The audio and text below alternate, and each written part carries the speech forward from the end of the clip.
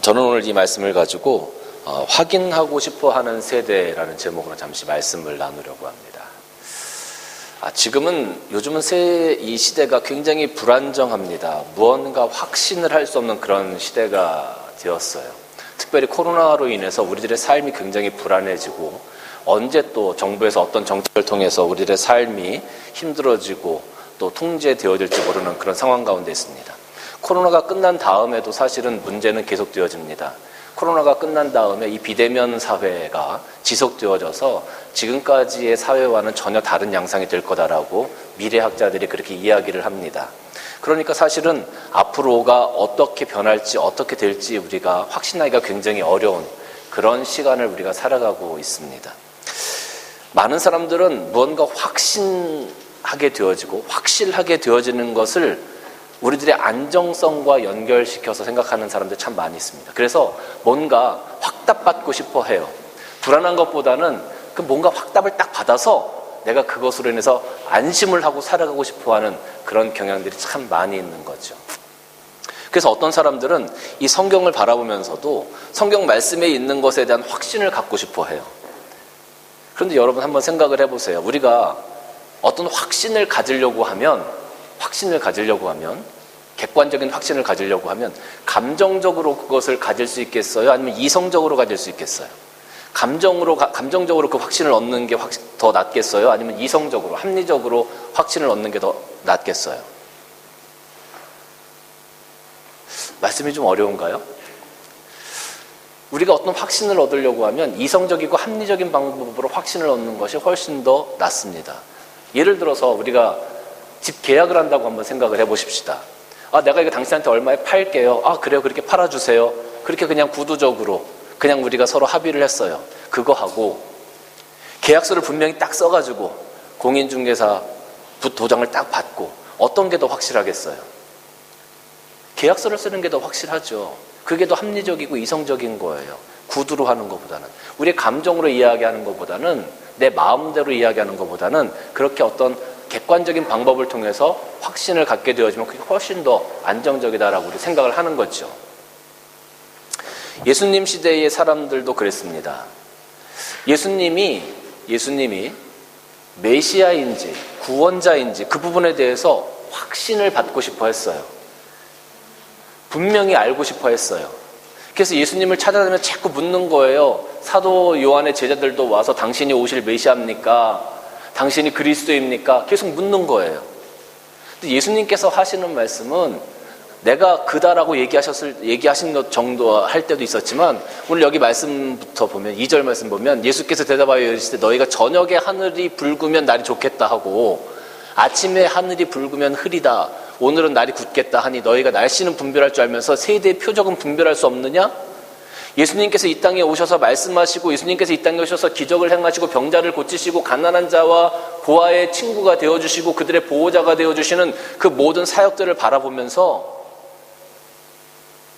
그리스도가 어떤 분인지 너희가 알지 못하냐? 내가 이렇게 너희들에게 모든 걸 보여줬음에도 불구하고 아직도 너희들은 믿지 못하느냐라고 지금 예수님께서 반문하고 계시는 거죠. 너희가 날씨가 어떨 거다라는 것은 하늘을 보고 깨닫는데 왜 내가 하고 있는 모든 것들, 내가 증거하는 천국에 대해서, 하나님에 대해서, 아버지에 대해서 내가 증거한 것들에 대해서 너희가 믿지 못하냐라고 지금 반문하고 계시는 거죠. 예수님께서는 예수님의 사역을 통해서 많은 것들을 보여주시고 우리에게 약속을 해주셨어요. 그 중에 하나가 뭐냐 하면 이 땅에 다시 오시겠다. 아까 우리 주일학교 설교 가운데서 본 말씀처럼 하늘로 올라가는 것을 본 그대로 이 땅에 오시겠다라고 주님께서 우리에게 약속을 해주셨단 말이에요. 우리가 이것을 조금 신학적인 용어로 얘기하면 종말론적인 신앙이라고 얘기를 합니다. 그런데 우리가 이제 종말론적인 얘기를 하면은요, 종말론적인 신앙에 대해서 얘기를 하면 사람들이 일단은, 여러분 마음이 어떠세요? 좀 부담스럽고, 종말론적 신앙? 이거 조금 좀 이상한 거 아니야? 이런 생각도 들기도 하고, 그렇잖아요. 왜 그렇습니까? 우리는 지금까지 살아오면서 이 종말론적인 신앙에 대해서 부정적인 학습 효과를 가지고 있어요. 부정적인 학습 효과가 뭐냐 하면, 여러분 얼마 전에도 1, 2년 전에도 한국에 은혜로 교회라는 게 있었어요. 신옥주 씨가 사람들을 꼬여서 한국에서 지진이 나고 전쟁이 날 거니까 우리 피해야 된다. 그래서 어디로 갔어요? 피지섬으로 갔어요. 그 사람들 돈을, 가정에 있는 것들을 다 팔아서 다 헌금 받아가지고 피지에다 땅을 사고 거기다 농장을 차렸어요. 그래서 거기다가 모든 사람, 그 성도들이 다 가서 거기서 노동을 하고 강제 노역을 하고 그런 일이 있었어요. 결국 구속됐죠. 사람들이 자꾸 없어지는 거예요. 그 사람들이 무슨 일인가 하고 찾아보니까 그런 일이 있었다라는 거죠. 1992년 10월 28일 혹시 기억하시는 분이 계실지 모르겠어요. 그때 대한민국 난리가 났었죠. 왜? 휴거 된다고. 10월 28일 휴거 날이라고 사람들이 막 다 난리가 났었어요. 그런데 아니었잖아요. 이단들이 가장 이용하기 쉬운 것이 종말론적인 신앙이에요. 그래서 그걸 많이 이용을 해왔어요, 지금까지. 그러다 보니까 종말론적인 신앙에 대해서 우리가 조금은 부정적인 이미지가 자꾸 생기는 거죠. 그리고 종말론적인 신앙을 얘기하면 이거 좀 뭔가 이상한 거 아니야? 이렇게 우리가 접근을 하게 되는 거예요. 그러다 보니까 정말로 우리가 소중하게 지켜야 되는 종말론적인 신앙의 순수성을 우리가 자꾸 잃어버리게 되는 거죠. 자꾸 거기에 무감각해지게 되는 거죠. 그것에 대해서 신경 안 쓰고 싶은 거예요. 그런데 예수님께서는 분명히 이 땅에 오시겠다고 말씀하셨죠. 그럼에도 불구하고 우리가 무감각해지고 우리가 그것에 대해서 자꾸 신경을 쓰지 않게 되니까 여러분 마태복음 11장 16절 17절 말씀 보면 뭐라고 기록되어져 있냐면 이 세대를 무엇으로 비유할까? 비유하건대 아이들이 장터에 앉아 제 동물을 불러 이르되 우리가 너희를 향하여 피리를 불어도 너희가 춤추지 않고 슬피 울어도 가슴을 치지 않았다. 이게 뭐예요? 우리가 너희를 향하여 피리를 불면 그 피리 장단에서 춤을 춰야 되는데 춤을 안 추는 거야. 그걸 무시하는 거죠. 그리고 슬피 울어도 가슴을 치고 해야 되는데 그걸 안 하는 거예요.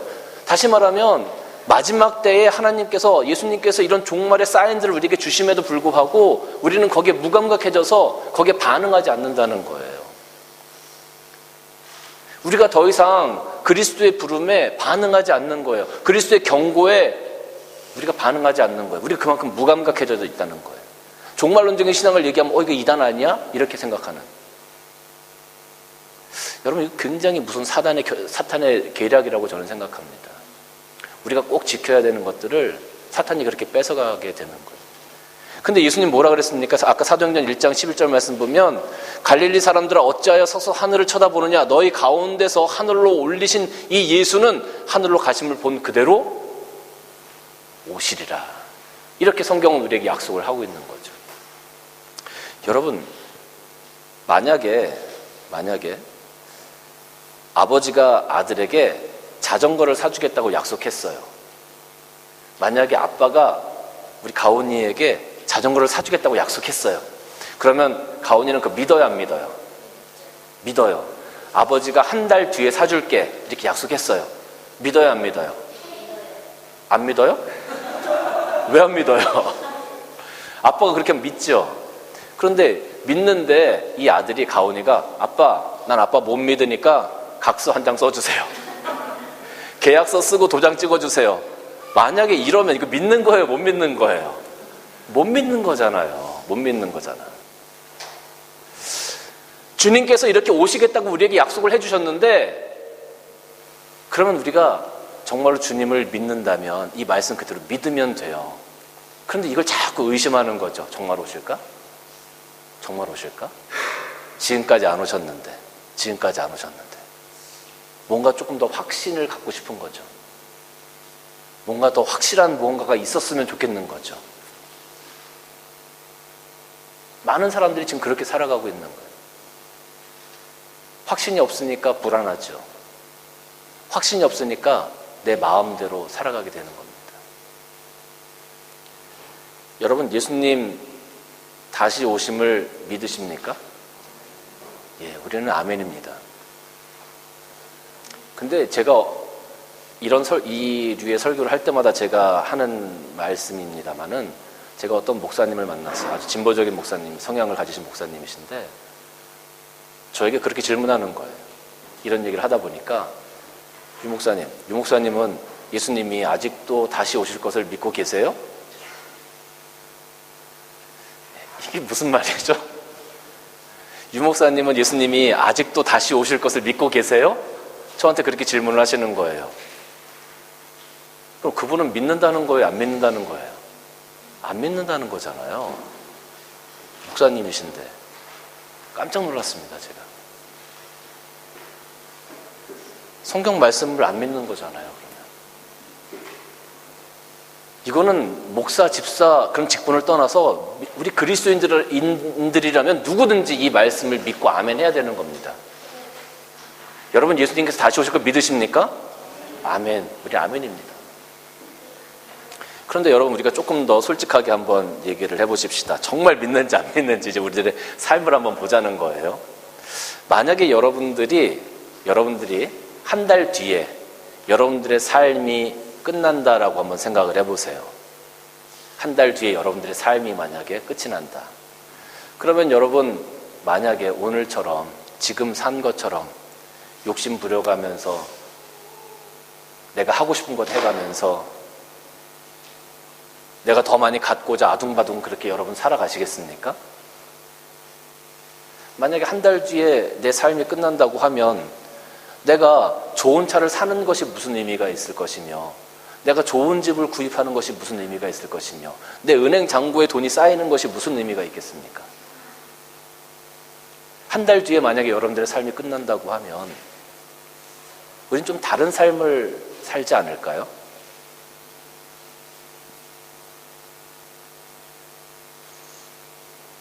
지금처럼 막 이렇게 욕심부리면서 아둥바둥 살진 않을 것 같아요. 다른 사람 무시하고 다른 사람 마음 아프게 하면서 그렇게 살진 않을 것 같아요. 만약에 한 달 뒤에 내 생명이 끝난다면 뭔가 조금 더 의미 있고 조금 더 용서하고 조금 더 사랑이 있는 그런 삶을 살기 위해서 우리가 노력하지 않겠습니까? 근데 지금 우리의 삶이 그런가요?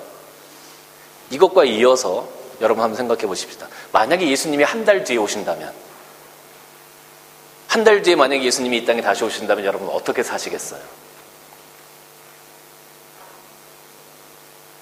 한 달 뒤에 오실지 내일 오실지 아니면 이 예배 가운데 오실지 아니면 1년 10년 뒤에 오실지 우리는 모르잖아요. 우리 모르잖아요. 마태복음 24장 36절 37절 보면 그러나 그 날과 그때는 아무도 모르나니 하늘의 천사도 아들도 모르고 오직 아버지만 아신다. 노아의 때와 같이 인자의 임함도 그렇게 임하게 될 거다. 아무도 모르는 때. 그러면 예를 들어서 한 달 뒤에 오실지 하루 뒤에 오실지 언제 오실지 몰라요. 엄마 아빠가 외출하신 것처럼 나가셨다가 언제 오실지 몰라요. 우리 삶이 어때야 되겠습니까? 아까 아이들처럼 TV 켜고 게임기 켜고 룰루랄라 그렇게 즐기면서 살아야 되겠습니까? 아니잖아요. 우리에게 맡겨주는 거. 내가 해야 될 것을 해야 되잖아요. 하나님께서 우리에게 요구하시는 것들을, 하나님께서 우리에게 말씀하신 것들을, 맡겨주신 것들을 감당해야 되잖아요. 이 성경 말씀을 통해서 우리에게 주신 그 말씀들을, 우리에게 요구하시는 그 사명들을 감당해야 될 것 아닙니까? 언제 오실지 모르는데. 그 종말론적인 신앙을 가지고 있는 사람들은 함부로 살 수가 없어요. 오늘 하루를 그냥 허비할 수 없는 거죠. 종말론적인 신앙을 가지고 있는 사람들은. 이게 얼마나 소중한 하루인데. 종말론적인 신앙이 없는 사람들은요, 오늘만을 위해서 살아갑니다. 지금 이 순간을 위해서 살아가요. 그런데 종말론적인 신앙을 가지고 있는 사람들은요, 내일 오실 예수님을 위해서 오늘을 살아가는 겁니다. 삶 자체가 완전히 달라요. 삶의 근본이, 베이스가 완전히 다른 겁니다. 사랑하는 성도 여러분, 여러분 아까 여러분들의 입으로 고백을 하셨습니다. 주님께서 다시 오실 것을 내가 믿습니다라고 여러분 다 고백하셨어요. 그렇죠? 그러면 우리가 오늘을 어떻게 살아가야 될까요? 지금처럼 우리가 살아갈 수 있을까요? 이게 종말론적인 신앙이 갖는 힘이에요. 이게 종말론적인 그 신앙이 갖는 파워란 말입니다. 능력이란 말입니다. 우리의 삶을 놀랍게 바꿔주는 거예요. 주님이 다시 오실 것을 생각하면서 오늘을 살아간다면 오늘처럼 우리 지금처럼 살아갈 수 없다는 거죠. 이게 종말론적인 신앙의 힘이에요. 그러면 여러분, 우리가 이 종말론적인 신앙을 가지고 살아가야 되고 그 말씀에 대해서 확신을 가지고 살아가야 되는데, 아까도 말씀드렸지만 주님께서는 이 성경을 통해서 우리에게 그렇게 약속을 하셨어요. 말씀을 하셨어요. 근데 많은 사람들이 이 성경 말씀에 대해서 확신을 갖고자 이성적으로, 합리적으로 이 성경을 보고 기적 같은 것들을 해결할 수 없으니까 그들은 신앙을 떠나가는 사람들도 많이 있습니다. 어떻게 보면 내가 하나님한테 계약서를 요구했는데 하나님이 계약서를 안 주시는 거예요. 그러니까 믿을 수 없다고 떠나가는 거예요. 아이가 아버지가 자전거 사주신다고 했는데 자전거 사주는 거 믿을 수 없으니까 계약서 써주세요, 각서 써주세요. 근데 아빠가 이놈의 자식, 아빠 말을 믿어야지. 그랬더니 울고불고 난리가 난 거야. 아빠 왜 계약서 안 써주냐고. 우리 아빠 아니라고, 약속을 믿을 수 없다고 난리가 난 거예요. 이게 좀 이상하잖아요. 오늘 성경 말씀을 보면서 하나님께서 그렇게 말씀하셨고 이 성경을 통해서 우리에게 말씀하셨으면 우리가 아멘으로 믿고 따라가는 그런 믿음이 우리에게 필요하다는 거예요. 과학적이고 합리적인 그런 확신이 아니라 믿음의 확신을 통해서 우리가 오늘을 살아가야 된다는 거죠. 그러면 왜 이런 믿음의 확신, 이 종말론적인 신앙이 우리에게 필요하겠습니까? 여러분, 오늘날은요, 많은 사람들이 이야기합니다. 교회가 대체 뭐 하는 곳이냐? 그리스도인들이 과연 뭐 하는 사람들이냐? 어떻게 보면 지금은 모든 교회가 내리막길을 가고 있는 상황이라고 저는 생각합니다. 교회가 이미 정점을 찍고 내리막길을 내려가고 있어요. 내리막길을 내려갈 때는 참 답답합니다. 갑갑합니다. 뭔가 해결하려고 해도 그 해결책이 잘 나오지 않습니다. 힘이 이미 빠졌고 능력이 상실되어지고 어떻게 보면 무능력감, 상실감 이런 것들로 채워지는 시기가 이 내리막길을 가고 있는 시기이기 때문에 그래요. 참 어려워요. 근데 이 내리막길을 계속 가다 보면 낙심하게 되고 절망하게 되고 상처를 받게 되는데 그 안에서 그냥 그렇게 있으면 그걸로 끝입니다. 근데 우리에게 왜 종말론적인 신앙이 필요하냐면 예수님이 다시 오실 것을 기대하면서 우리는 지금 내리막길을 가고 있어요. 그래요. 지금은 고난의 길을 가고 있어요. 그런데 예수님께서 다시 오실 때 예수님의 능력으로 말미암아 우리는 다시 올라갈 거다. 다시 하나님의 능력으로 말미암아 우리는 부흥할 거다. 그런 소망을 가질 수 있는 사람들이 바로 종말론적인 신앙을 가지고 있는 사람들이에요. 힘들고 어려운 길이지만 그 길을 걸어갈 때 포기하지 않는 거예요. 왜? 예수님이 함께 하실 거니까. 예수님이 반드시 나와 함께 하실 거니까. 예수님이 나를 부흥시키실 거니까. 우리 교회를 살리시고 나를 살리시고 이 사회를 살리실 거니까. 예수님이 다시 오실 거니까. 그래서 우리는 종말론적인 신앙을 가지고 오늘 하루를 살아가면서 희망을 가질 수 있는 거예요. 오늘 하루를 살아가면서 소망을 가질 수 있는 거예요.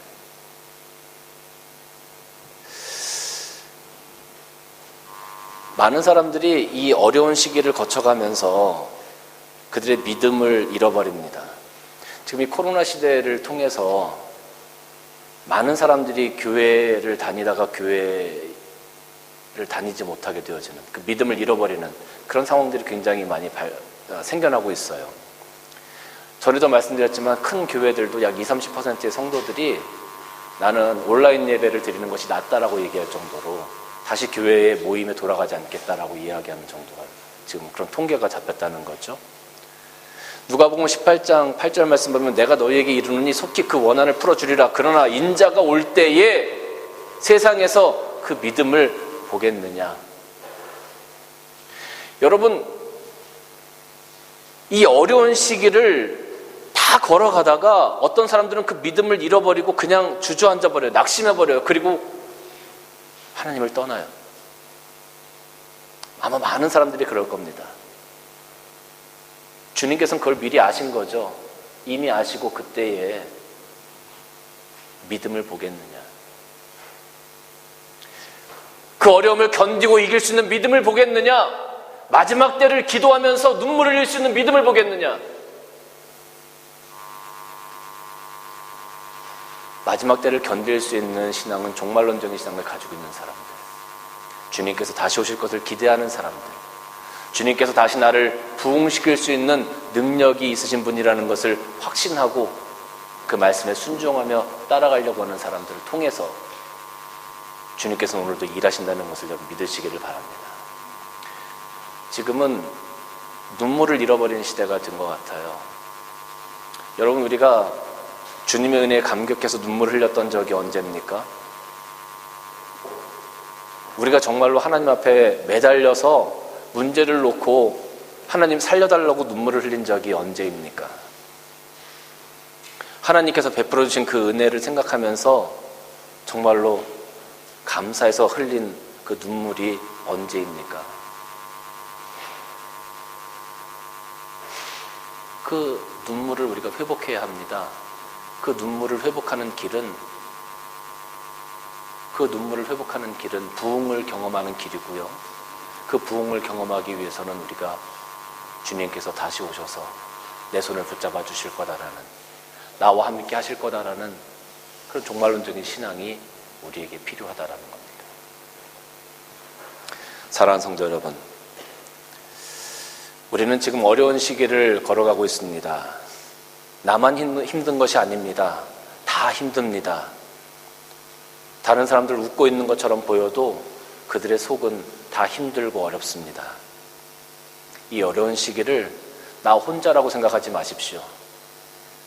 여러분들에게는 우리 성도들이 함께 있고, 여러분들에게는 예수님이 함께 하시고, 여러분들에게는 아버지라 부를 수 있는 하나님이 여러분들 곁에 계시기 때문입니다. 그분이 여러분을 꼭 안아주실 겁니다. 힘내시고 일어나시고 힘들면 하나님 앞에서 눈물 흘리시기를 바랍니다. 하나님께서 그 눈물의 값을 반드시 여러분들에게 치루어 주실 겁니다. 기도하시겠습니다. 사랑의 주님, 감사합니다. 오늘 우리가 살아가면서 확신 없는 믿음을 가지고 살아가는 것 같습니다. 눈물 없는 믿음을 가지고 살아가는 것 같습니다. 그러나 이제 우리가 하나님 앞에서 믿음의 확신으로 세워져 가기를 원합니다. 다시 오실 그 예수님을 기억하고, 나와 함께 하실 하나님을 기억하고, 나와 함께하고 있는 우리 성도들을 기억하면서 오늘 내가 다시 한번 일어서기를 원합니다. 힘들고 어려운 좌절의 자리에서 다시 한번 일어서기를 원합니다. 주님, 힘을 더하여 주옵소서. 우리를 인도하여 주옵소서. 이 어려운 시기에 우리를 품어 주옵소서. 하나님의 은혜를 기대합니다. 모든 말씀 예수님의 이름으로 감사하며 기도드리옵나이다. 아멘.